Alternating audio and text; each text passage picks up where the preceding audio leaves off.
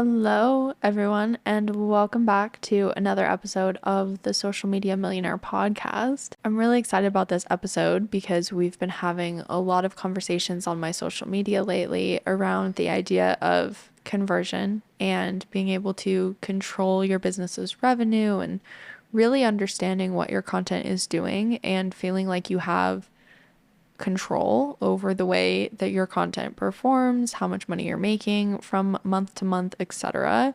We've been talking a lot about the concerns that a lot of people have when they're scaling a business, which is they are able to do, really high cash months, 10, 30, $50,000 months, and then they're struggling to do it again and again and again. And there's that anxiety when the first of the month rolls over and your Stripe zeroes out again at the first of the month. And so we've been talking a lot about how to keep that from happening, basically, how to alleviate that stress in your business and have a really good understanding of what is going to make people convert and ensure that you are able to maintain consistent revenue within your business month over month from organic marketing. Yeah, and especially with the online service-based providers, a lot of the people that we work with, the fitness coaches, the social media managers, there's ways you can build in like recurring revenue into your business, so you have more sustainability, but no matter what, you're still going to have churn. And if you're doing more, products that you sell,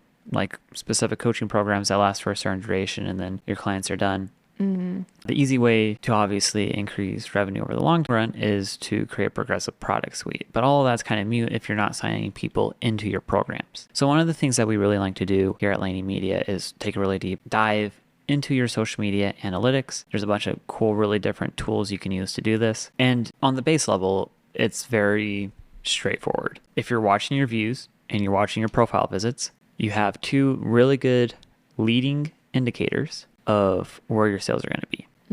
And for example, if your views are going up, you got, let's say, 100,000 views last month, and this month you're getting 150,000 views, you should see 50% increase in traffic to your profile and then 50% increase on traffic to your site or your landing pages, your funnels. If you're not seeing that, that's when you need to take a step back and look at what your funnels are doing and seeing where that drop off is because you're losing traffic. And there's kind of two parts to this, which is first generating the traffic through outreach and getting people to come to your social media on a consistent basis. And then the second is determining what they're actually doing once they get there. And we've had several clients that have well over 1 million followers that are still, they're making less than like $10,000 a month.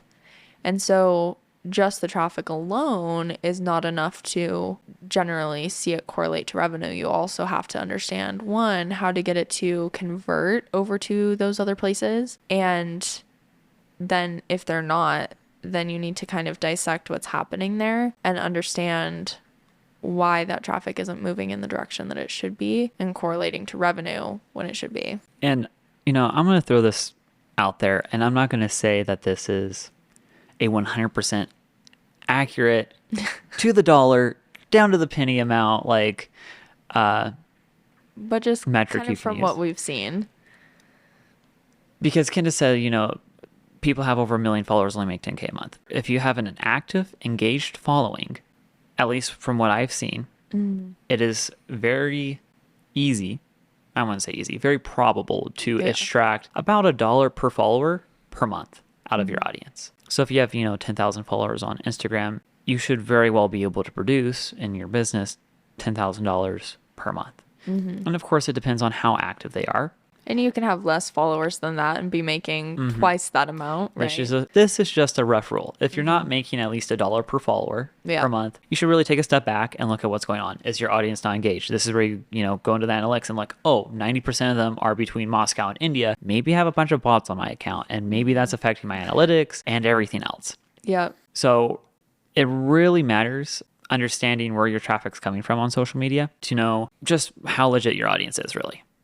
Yeah. So there's kind of, again, two ways that you can look at your audience. So there's the demographics, right? And then there's the actual like indicators of who those people are. So there's the demographics, which is like, what are their age? Are they male or female? Where are they located? All of that. And then you get into the interests of the audience. Are they interested in what you're talking about? What elements of your content are attracting more people, less people, garnering more engagement or less engagement? And so social media, the different platforms, it will automatically track the data in terms of age and demographics and all of that. But then it's up to you to track and understand the information around the interests. And ultimately, the interests are more so what is going to correlate to sales and understanding kind of those pressure points that you're going to need to push to get people to actually convert.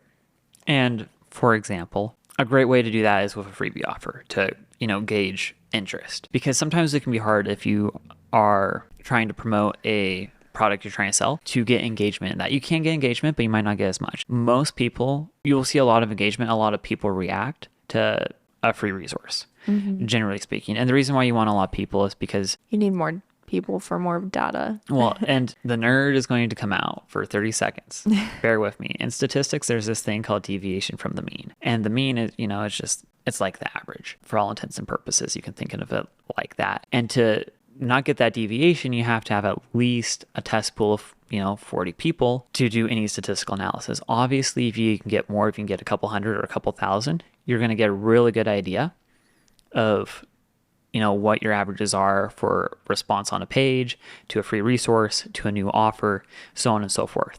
So when I say use a free resource, it's all about driving as much traffic to it as can, especially if you're a smaller creator just starting out. That's one of the best ways. If you're a bigger creator and you have a low ticket offer you want to push, that's also a great way. Also, like if you're pushing a high ticket offer, at a certain point when you have an engaged audience and you can get a couple hundred people to that offer, you can have all of the information you need to make informed decisions. And so where you said you needed like at least 40 basically data points, that also applies to your content. So when people come to us and they're like, my TikToks aren't working, they only get 200 views, and we go to your profile and you have 7 videos, how do you know? Well, how do you know that that's true? And really, if you're posting content, you need to do over 100 before you have any idea of what's actually doing what. Yeah. And we're definitely not, you guys know us, here to promote the spaghetti method of marketing where you just throw as much garbage out there onto social media and see what sticks. We're not saying throw garbage. We're saying throw high quality pasta.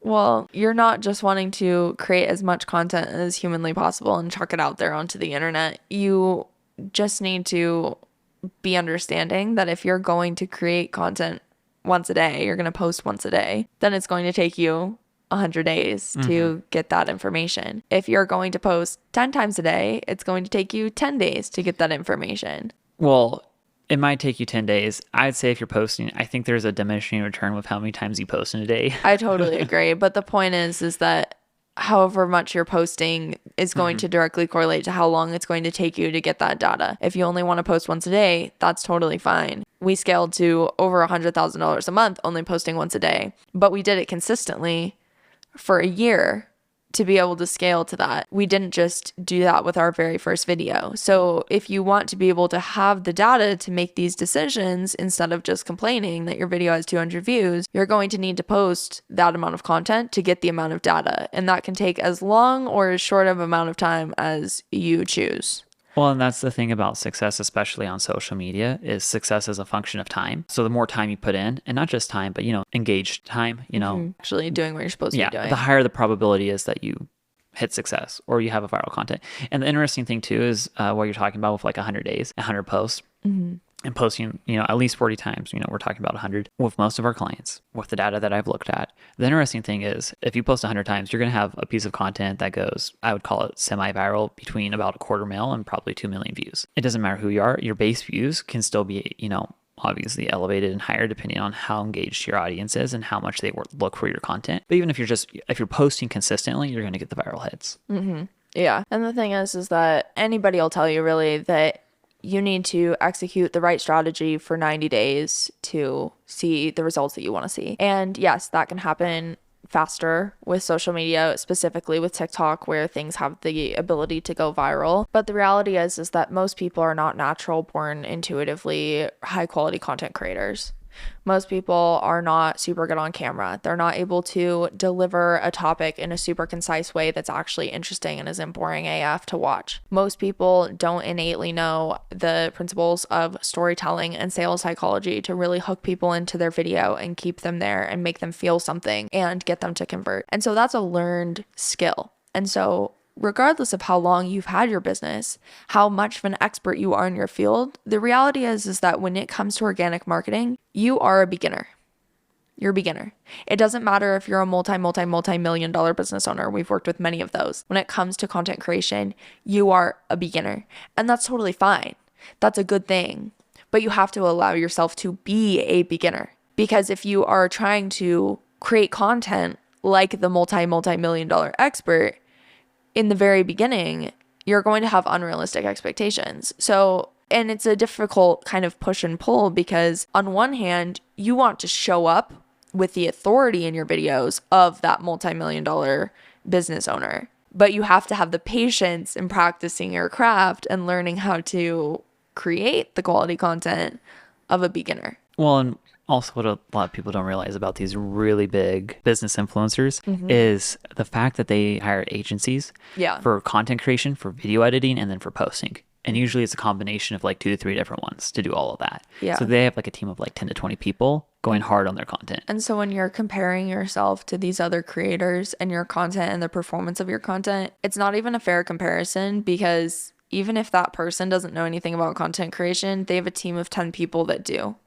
Now, They just get told what to film. Right, exactly. They're just like, say this, and they can zhuzh it up and make it good and make it interesting. And so the thing is that most businesses, especially businesses that are in the like $10,000 to $50,000 a month range, you're not hiring a team of 10 people to create content. But if you want to get to the place where you have a content machine that's working for you, you're going to have to put in some time to do it yourself. And it doesn't have to be super hard. It doesn't have to be super time consuming, but you are going to have to understand that it's going to take some repetition. There's a book that I always recommend everyone read. It's called The Talent Code. And basically what it unpacks is how your brain learns muscle memory. And I always tell people that creating high quality content that's going to convert it comes down to muscle memory. There's a flow, there's an equation, there's an understanding where you can take any topic and you can pull the most interesting headline out of it. You lead with that, and then you can create a flow for the rest of the video that's going to keep people hooked in. Okay. And you can see that in all of my videos. Every single one of my videos is a very similar format, very similar filming style. I phrase things in very similar ways. We do similar things with the text, and it's because it's muscle memory. And so I'm able to pump out, 20, 30 videos in an hour because it's muscle memory. And so you need to not just practice, but you have to practice correctly. And that takes time to figure out what is correct for you and for your audience. And that's where we come right back to the data, Right. because you need to post consistently, and you can't post, 10 times a day for 10 days and get a lot of data and information and feedback back.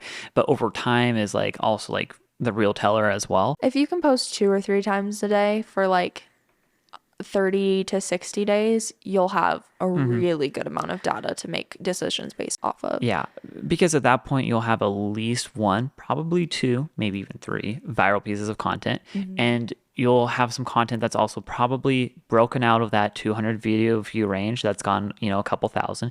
And that's really where you need to start making your content, is in between where you've broken out of that 200 view range and the viral content. Yeah. And also, people seem to have this aversion to looking at their analytics when all of their videos are between like 200 and 300 views.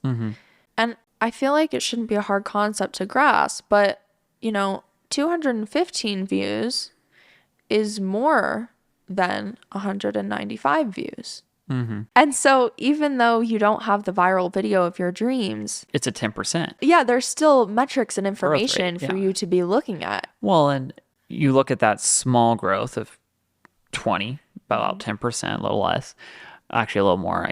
I'm bad at math. Says the math major. Yeah. So you look at that and you just compound that growth. A lot of people aren't willing to post 100 days of video a day. Right. And if they did that, there's very few people who come out of doing something like that and aren't successful, especially if they're actively engaged Right. in that. And it's like we're not looking for a video to have 17 billion views to be able to make decisions.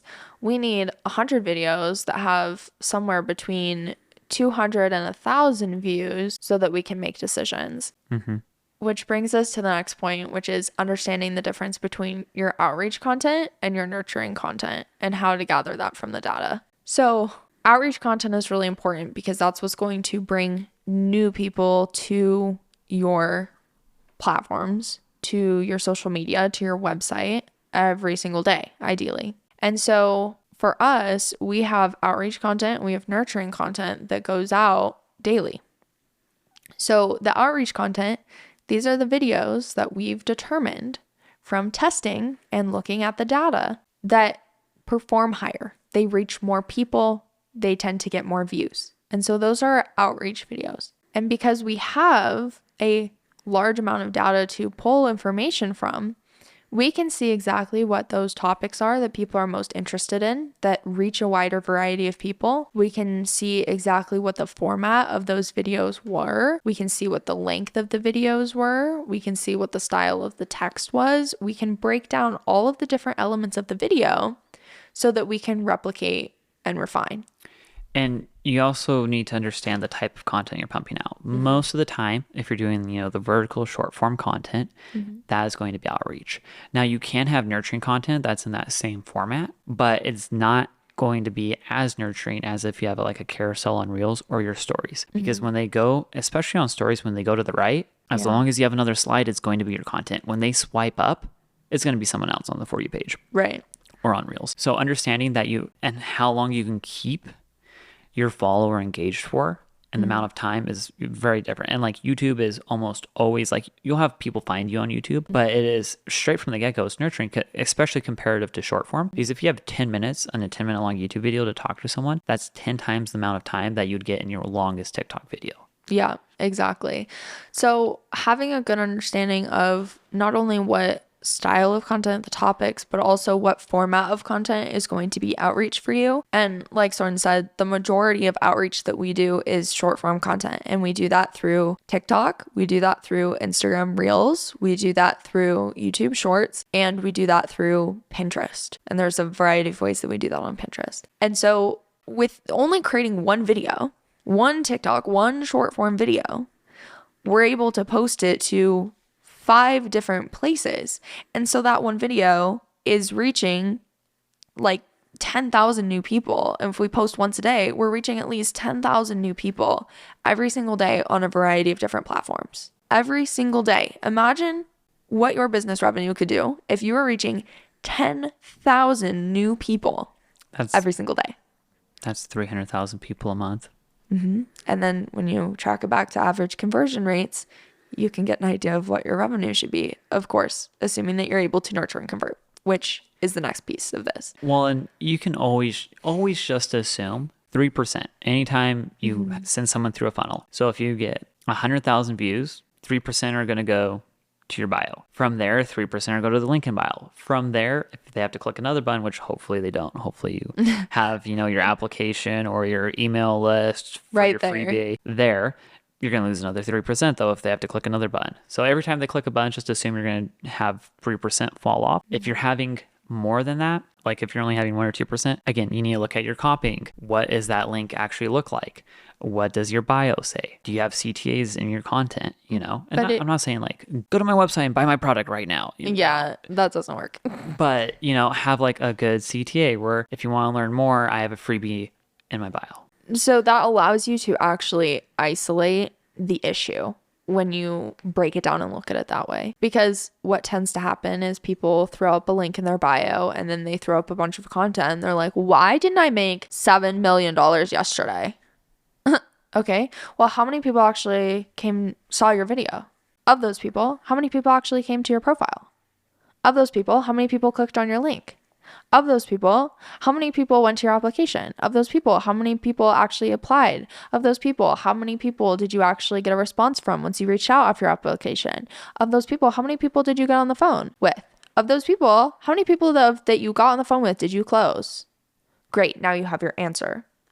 So you're able to isolate the issues by tracking and looking at that data, but most people don't do that. And it's such a simple way to take control of your business rather than letting the numbers control you. Well, let's dive into nurturing content a little bit. So like Soren said, long form content is going to be the most nurturing because just the more time you have to talk to somebody, the more they're going to get to know you, the more they're going to like you, the more they're going to trust you, all of the basics that you guys already know. So you can have short form content that's nurturing, and I recommend that you do because we do that and it works really, really well. And so again, because of the way that we track, because we have looked at all of this data for a very long time, we know the difference between the videos that are going to do a ton of outreach and the videos that are going to do a ton of nurturing. We can correlate the days that we got a ton of applications with what we posted that day, what was trending that day. And so we know exactly what caused those applications to happen. And so what can we do? Once again, we can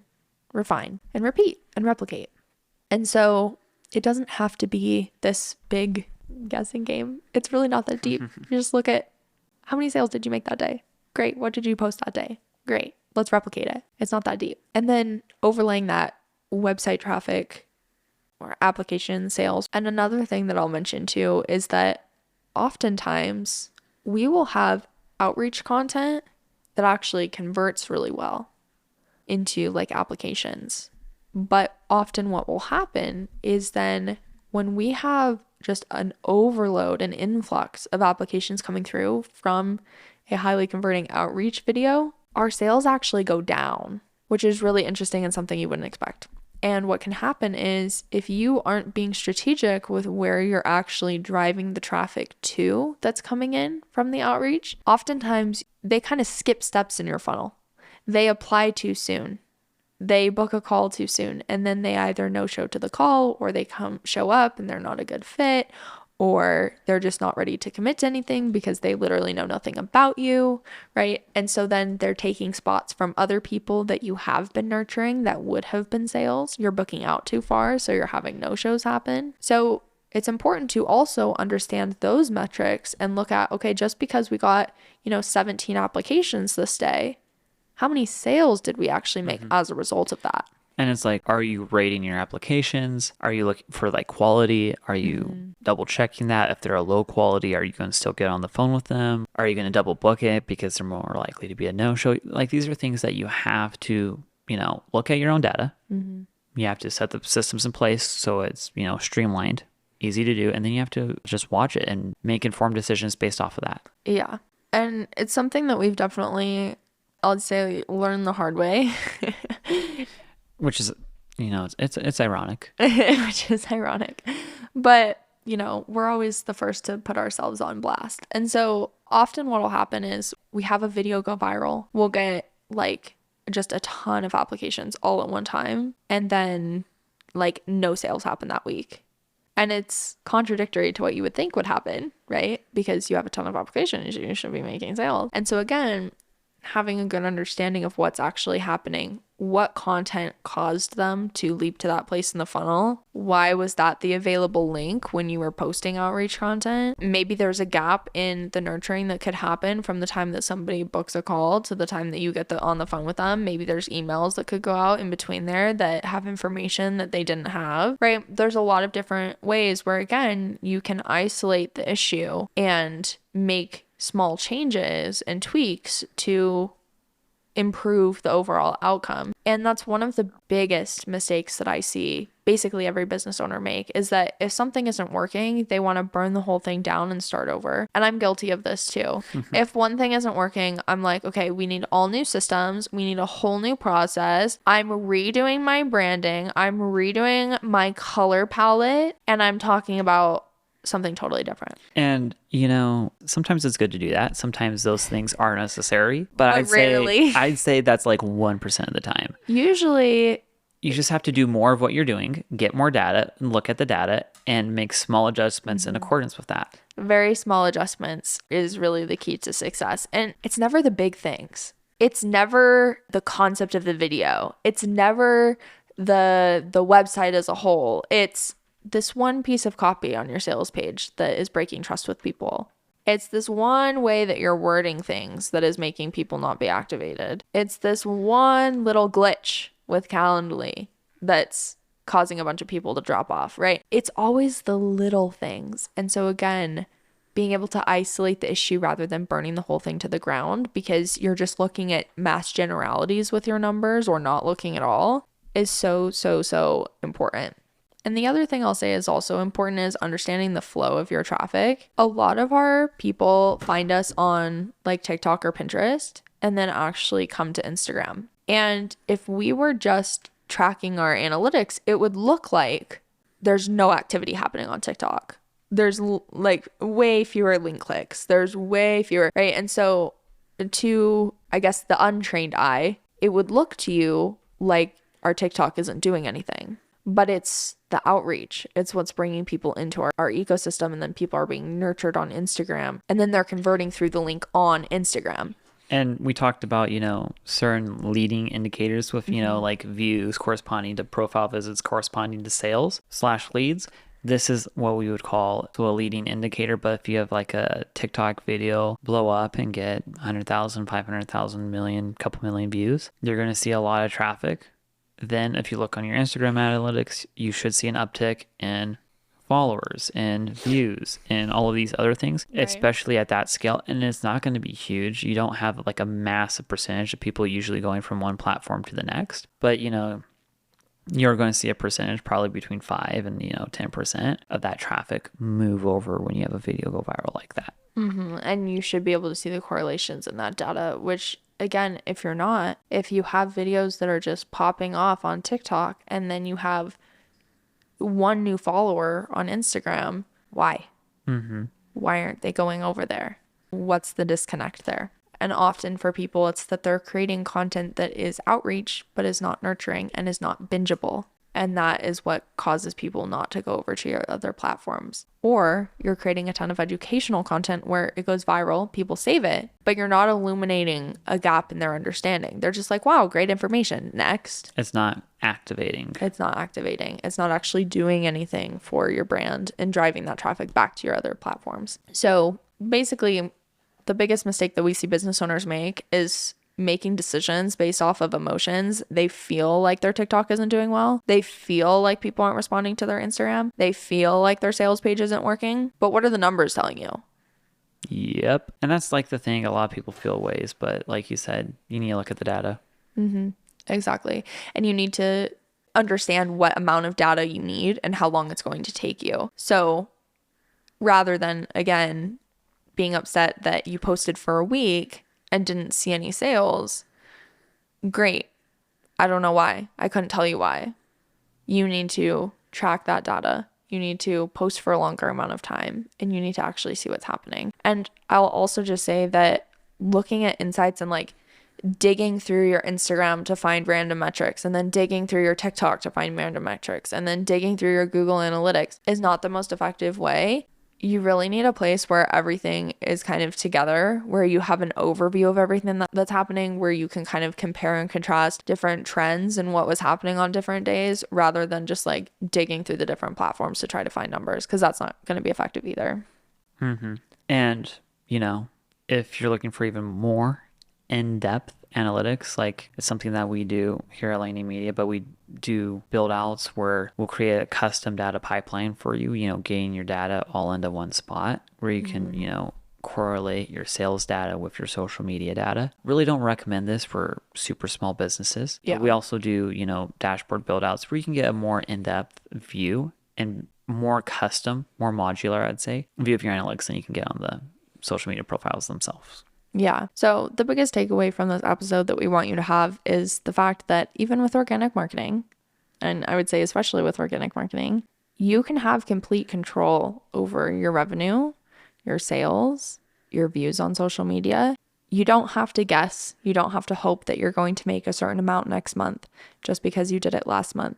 You can look at the trends, you can look at what happened, and you can replicate it if you just know where to go for that information. Thanks for listening to this episode of the Social Media Millionaire podcast. As always, you can find me on Instagram at kenda.laney, and my DMs are always open if you have any questions. I am all ears. My Instagram is soren.laney, and if you want your data analyzed, if you want dashboards to make your life easier, whether it's for your sales team or for, your social media management, send me a DM.